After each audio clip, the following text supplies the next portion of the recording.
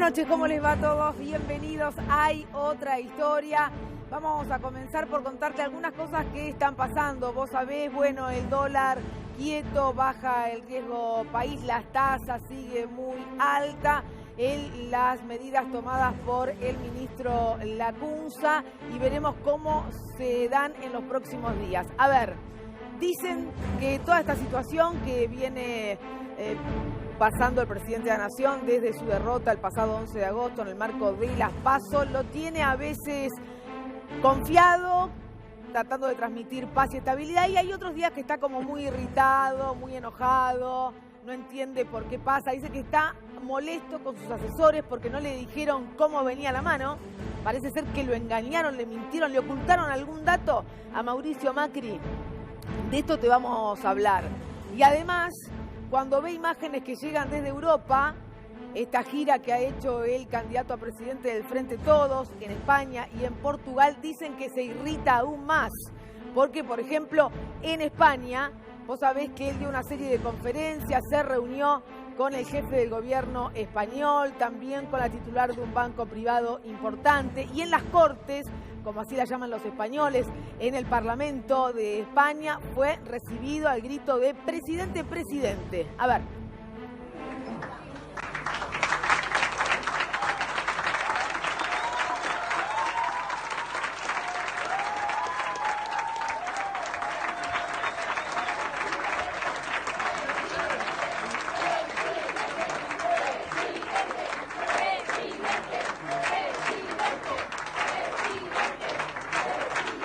Esto que se vio en el día de ayer lo tiene un poco molesto al presidente de la Nación, incluso con las autoridades españolas, ¿no? Por haberle dado este recibimiento de jefe de Estado a el candidato y a su opositor aquí en la República Argentina. Hoy Alberto Fernández estuvo en Portugal.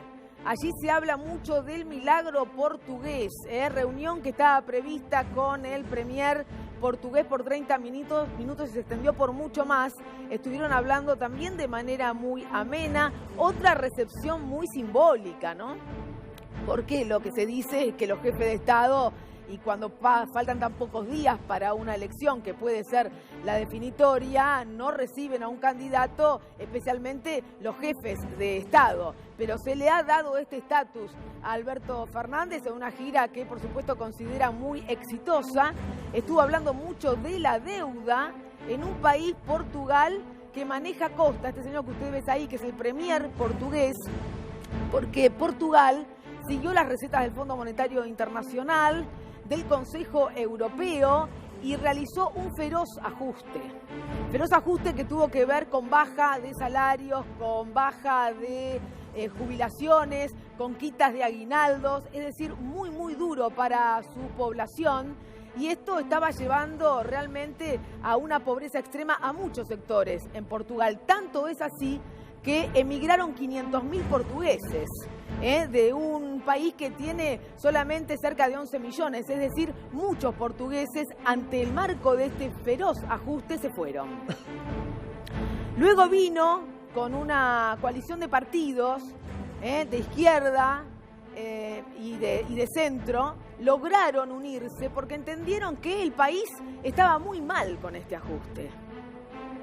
Y eso permitió, frente a una derecha que quería seguir haciendo el ajuste, volver a darle derechos a los habitantes.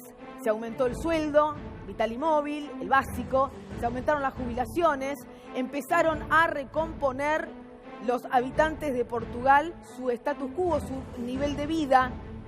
De a poco, esto no fue de golpe, fue progresivo, y se habla entonces del milagro portugués, porque ahora los mismos habitantes de Portugal, no lo estoy diciendo yo, festejan realmente que puedan comer todos los días, que puedan recuperar su trabajo, que tengan un salario digno, y todavía esperan obviamente más porque le habían sacado de todo a los portugueses. Enseguida vamos a ver un informe sobre esto. Pero Lucía, ¿está realmente tan molesto como se dice el presidente de la Nación? Buenas noches. Buenas noches, Rosario. Bueno, un nivel de ciclotimia importante en el gobierno, sobre todo en Mauricio Macri, que lo vemos decir cosas diferentes todos los días, volver al discurso de esta elección no pasó, lo vemos al presidente, bastante molesto, se deja ver él, y lo que se dice en la Casa Rosada es que el presidente está molesto con sus propios asesores.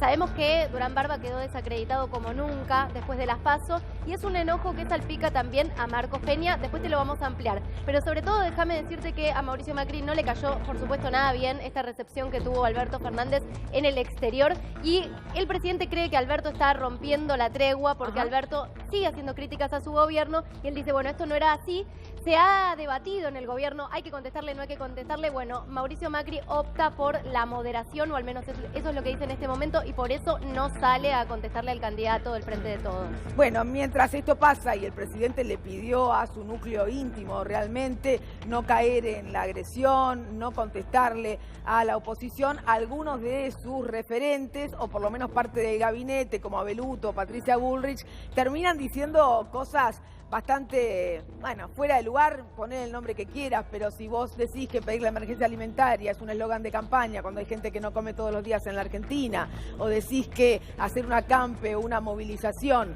es porque ese sector está buscando que el gobierno pise el palito, me parece que si escucharon, no estarán viendo lo que le pasa a muchos argentinos que no comen todos los días. Tenemos 50% de pibes pobres en nuestro país, y estos son datos del INDEC. Digo, si no quieren mirar la 9 de julio con el acampe, pueden mirar los datos del INDEC.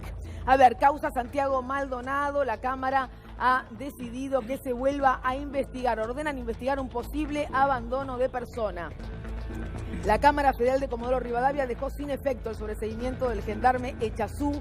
¿Te acordás? Echazú es el gendarme que estaba a la orilla del río y el que regresa de esa zona golpeado. Y ordenó reabrir el expediente para cumplir las medidas de prueba que no se realizaron. Ahí está. Tenemos un tuit sobre esto de la ministra Bullrich. Ha dicho exactamente, la Cámara ratificó que no hubo desaparición forzada en el caso Maldonado. La verdad fue ratificado por la justicia en 2 oportunidades. Ahora se investigará el abandono de persona. Dice la ministra, los últimos que lo vieron fueron sus compañeros. La verdad es incontrastable. Hoy hablamos en la radio más temprano, hay otra historia, M990, con Verónica Heredia, la abogada de la familia Maldonado, enterada de, por supuesto, esta noticia, dijo lo siguiente. Es una afirmación contradictoria de lo que la propia sentencia dice. La Cámara reconoce que falta investigar, falta que la autopsia debe ser, no contesta preguntas básicas como por ejemplo la data de la muerte. Tal cual. Entonces, que la sentencia, que la Cámara descarte desaparición forzada cuando afirma que falta investigar, es una contradicción en sí misma. El punto resolutivo es uno solo, que dice revocar la resolución del doctor Geral. ¿Y qué decía esa resolución? Que sobreseía a Echazú y archivaba la causa. Bueno, esto es lo que se revoca, esto es lo que queda no queda en pie. Bueno, ahí está, vamos a contarte algunos datos. Enseguida estoy hablando, por supuesto, con todos nuestros invitados, pero algunos datos para entender por qué la Cámara, en definitiva, está pidiendo que se investigue más sobre la muerte de Santiago Maldonado. Néstor, buenas noches. Buenas noches, Rosario. El fallo, que es muy corto y muy contundente, lo que dice básicamente es que se investigó solo una línea, solo una hipótesis, esto es si hubo una desaparición forzada y una muerte causada por gendarmes contra Santiago Maldonado. Esto, el fallo insiste en que hay que descartarlo porque la aparición del cuerpo sin golpes muestra que no fue asesinado, o por lo menos no hay evidencia que haya sido asesinado. Ahora, la pregunta que no se ha respondido en esta causa desde que comenzó hasta ahora, incluso entre quienes de manera miserable han hablado de que Santiago Maldonado murió ahogado por su propia torpeza, es ¿qué hacía Santiago Maldonado que no sabía nadar el 1 de agosto en una temperatura bajo cero cruzando un río gélido? ¿Por qué hizo eso? ¿Que tenía calor y buscó una forma imprudente de refrescarse? Bueno, ahí es lo que apunta el fallo, a preguntar si alguien vio lo que estaba pasando, si alguien causó eso que derivó en la muerte de Santiago Maldonado, y teniendo la obligación de asistirlo, de ayudarlo, no lo hizo. Mira, tenemos preparadas algunas frases textuales de lo que dice el fallo. Me parece que son contundentes para entender de qué estamos hablando. El fallo dice: nos encontramos ante una muerte traumática con ribetes que podrían ser tildados de dudosos. Además, dice que la investigación no se encuentra agotada.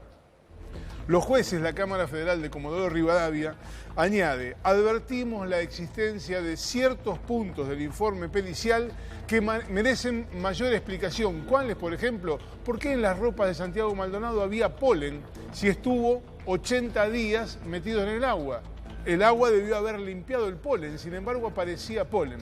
¿Por qué aparecían algas en las cavidades del corazón? No debió haber pasado. Bueno, sin embargo ocurrió. Y fundamentalmente mandaron a peritar los billetes que le encontraron encima para ver si pudieron haber estado tanto tiempo debajo del agua. Todavía, dice el fallo, no se sabe cuándo murió Santiago Maldonado. El fallo original habla de 52, 60 o 72 días. Bueno, nadie sabe cuándo murió. También hacen foco en eso. Y finalmente, esto que decíamos más adelante antes, se investigó una única hipótesis delictiva que fue descartada, es decir, no fue asesinado. Todo lo demás está todo por investigar. Bien, vamos a hablar de esto con nuestros invitados.